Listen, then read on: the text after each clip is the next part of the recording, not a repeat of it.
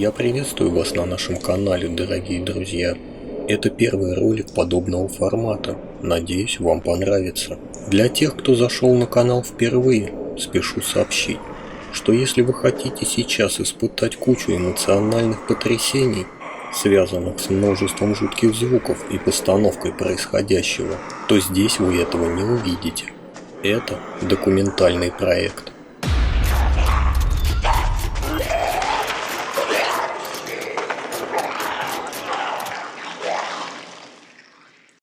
Мы решили вызвать чеширского кота. Способа имеется два.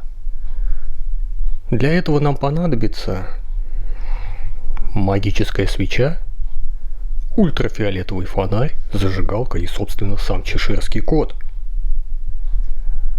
А пока давайте подкинем дровишек в печь и продолжим. Постоянно улыбающийся кот, умеющий по собственному желанию быстро исчезать или наоборот, постепенно растворяться в воздухе. Оставляя на прощание лишь улыбку, кот является уроженцем графства Честершир, Чешир, как и сам Льюис Кэрролл, создатель данного персонажа. Он то забавляет Алису необычными беседами, то досаждает девочке занудными философскими измышлениями. Во времена создания сказки в Англии часто использовалось выражение «улыбается, как чеширский кот». По первой версии в Чешире более 9 веков производили круглые сыры, которые немного напоминали морду улыбающегося кота. Вторая предполагала, что над высоким званием небольшого графства Чешир смеялись даже коты. «А где я могу найти кого-нибудь нормального?» «Нигде», — ответил кот. «Нормально не бывает. Ведь все такие разные и не похожие. И это, по-моему, нормально». Вот только у нас имеется один вопрос. Кого из кошек нам выбрать, как вы думаете? Чеширский кот относится к разряду меньших богов. С христианской точки зрения он демон. По сути, Чешир – дух, собравший в себе все котское, что есть в мире. Коты не верят в богов, но люди верят в котов. И со временем эта вера обрела персонализированное воплощение. Иное определение. Чешир есть материализованный глюк, совокупность мириад фантазий, людских чувств по отношению к кошкам и воображаемым персонажам, воплотившийся в форме сказочного персонажа, обретший разум, волю и собственные стремления. Он зависим от воображения людей, принимая тот образ, который оставил наиболее яркий отклик в их сердцах.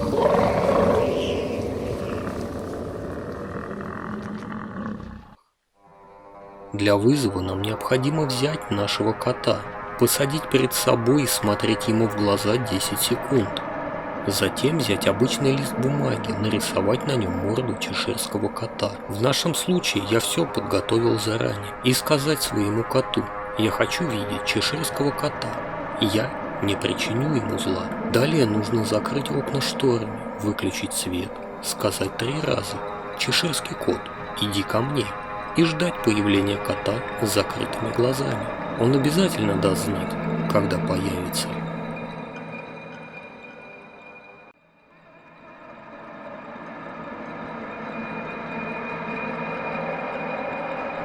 «10 секунд и рисунок. Что может быть проще? Самое сложное – поймать этого кота».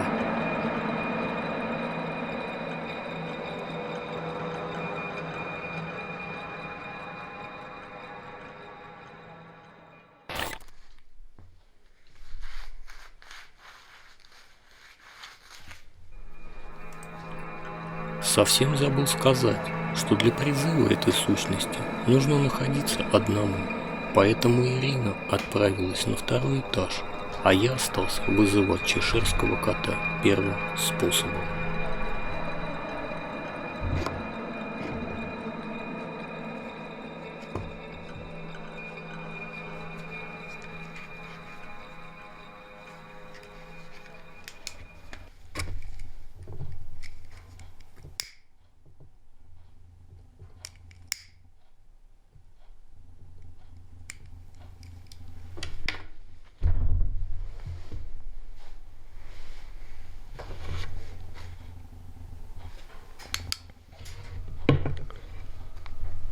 Чеширский кот, приди ко мне. Чеширский кот, приди ко мне. Чеширский кот, приди ко мне.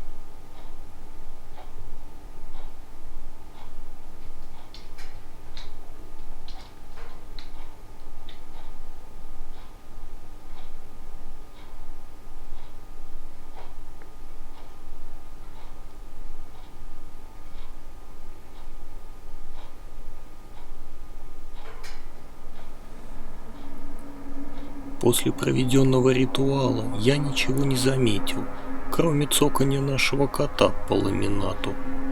Позже камеры начали чудить, выдавая какие-то помехи. Почему начала двигаться камера в кошачьей комнате на первом этаже, я до сих пор не понял. Ведь телефон, с которого происходит управление, находился рядом со мной. Ирина же находилась на втором этаже в другой комнате.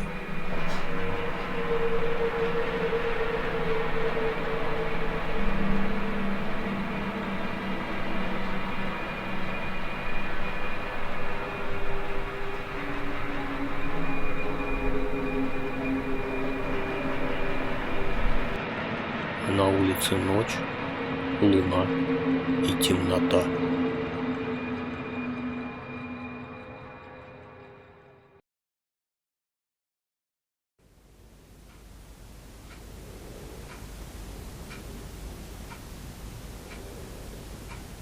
Ну, не знаю, как там на первом этаже. На втором у нас ничего вообще не происходит. Как была полная тишина, так и осталась.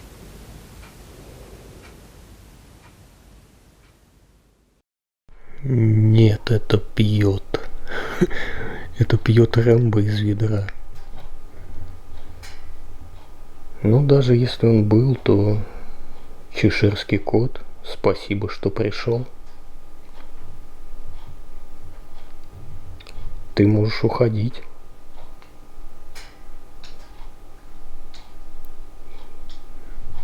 Я не знаю, что сказать на... Ну, короче,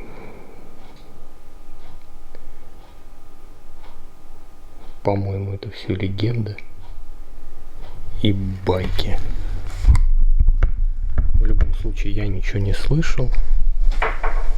Ах ты ж. Но зато как красиво смотрится печь. А ты что-нибудь слышал? А? Ты чего-нибудь слышал? Где? Где кот? Где кот? Нет? Он не пришел. А ты просто лег спать. Ну, молодец, и отвернулся.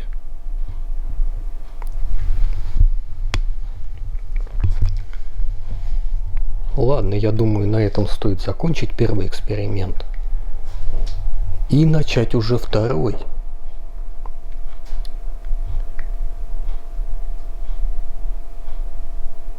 В комнате, кстати, кошки сидели тихо, я ничего не слышал. Но, возможно, во время второго что-то и может произойти такое эффектное. Но я в этом сильно сомневаюсь.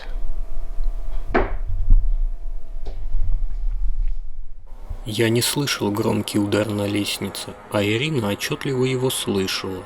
Конечно, сейчас мороз, и в доме топится печь. Дерево, пропитавшееся влагой, может трещать, но этот звук явно исходил с лестницы.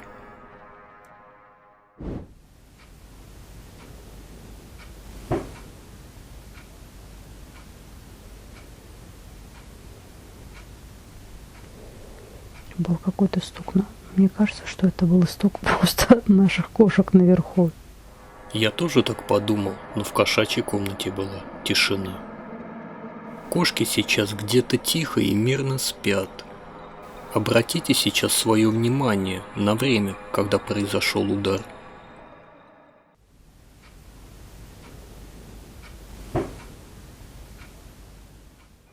Это явно были не они даже не повели ухом. К сожалению, на лестнице камеру мы не установили, а жаль.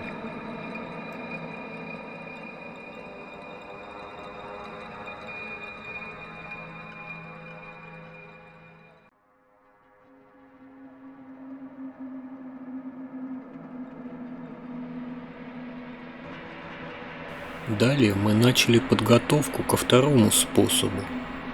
В этом случае кошки нам не нужны, поэтому я с ними вместе уйду наверх, а Ирина останется проводить вызов. Что нам для этого потребуется, она вам сейчас расскажет.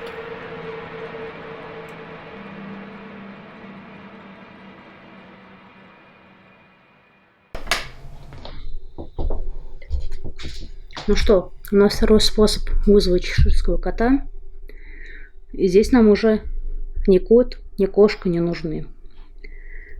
Лёш, начинаю. В общем, что нам нужно? Блюдце, молоко, кефир там или сливки. Это не важно. Зову тебя чеширский кот. Твою улыбку до ушей, усы, живот и вот, фагот. Приди и судьбы вместе с шеей.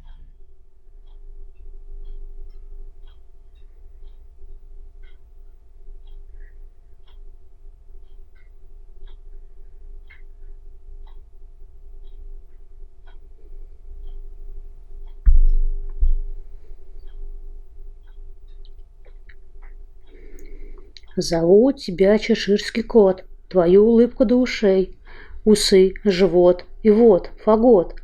Приди и судьбы вместе с шеей.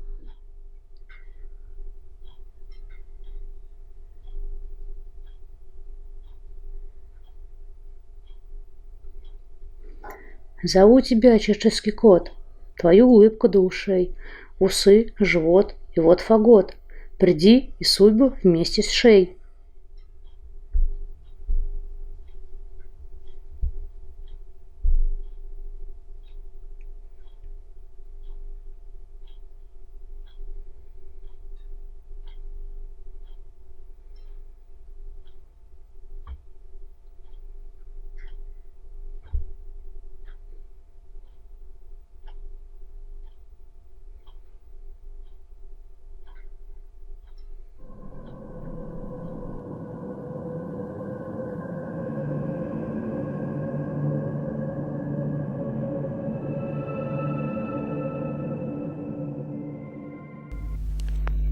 Еноты-малыши, я вас не вижу. Вы где? Енот, иди сюда. Рыба, Рика, идите сюда. Я слеп сейчас как крот. Где вы, малыши? В это время Черри сидела и думала, покушать ей или попить. И ей было совершенно все равно, чем мы там занимаемся.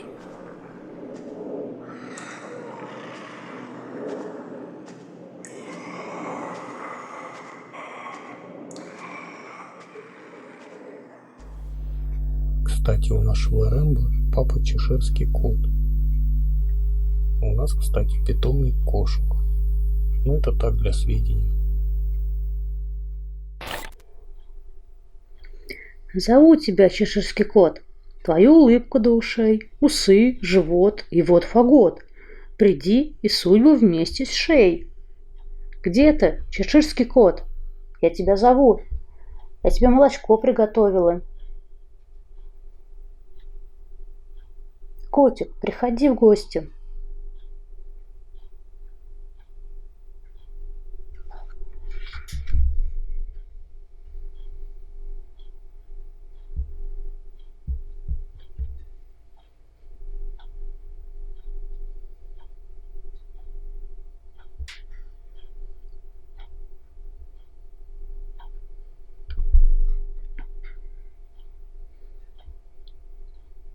Чешир, я тебя жду.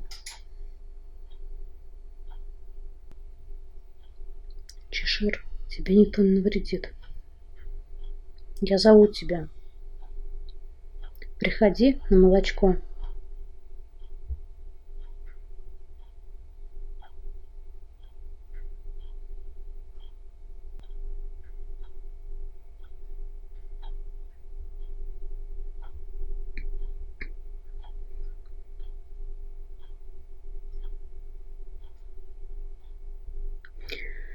Чеширский кот, спасибо, что пришел. Ты можешь уходить.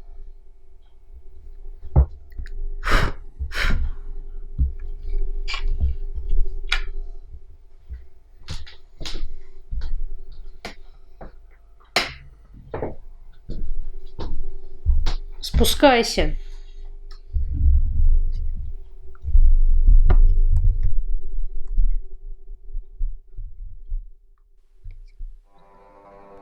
Заметили ли вы что-нибудь интересное и необычное на предыдущих кадрах? Давайте повторим и замедлим, а после еще и приблизим.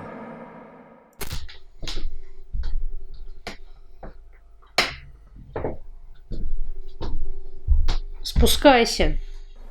Не правда ли похоже на то, что кто-то как будто встал с порога, развернулся и ушел во тьму, а после вышел с гордо поднятым хвостом?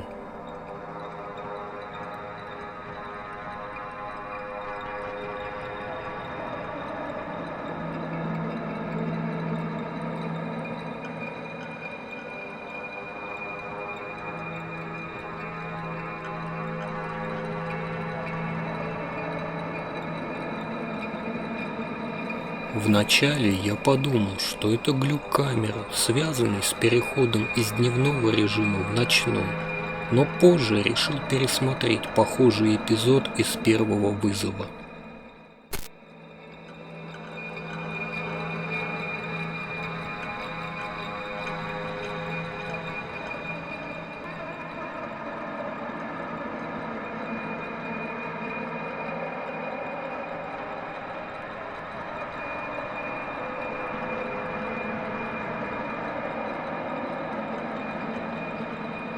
Оказалось, что здесь ничего похожего и близко не было.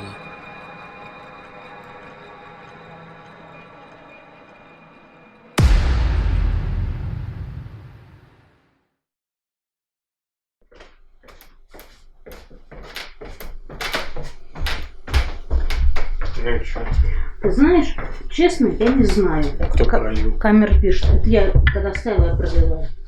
Я изначально это увидела. Или это самовнушение, не включай. Или я не знаю, потому что когда я сказала, там написано 1 раз. Она, когда сказала 3 раза, он сказал: Чешир, я тебя жду. Мне показалось, что я услышала легкое мурчание. Прям еле-еле слышное. Ну, это может из-за двери. У меня была тишина. Не наших кошек мурчание. Звук другой. Само мурчание другое. Не наших кошек. Ну, не знаю, лучше посмотрим. Поэтому я не знаю. Может быть он и пришел. Я не могу ничего сказать. Но вот единственное, что вот был один момент, это прям легкое, там еле-еле уловимое ухо мурчание. Вот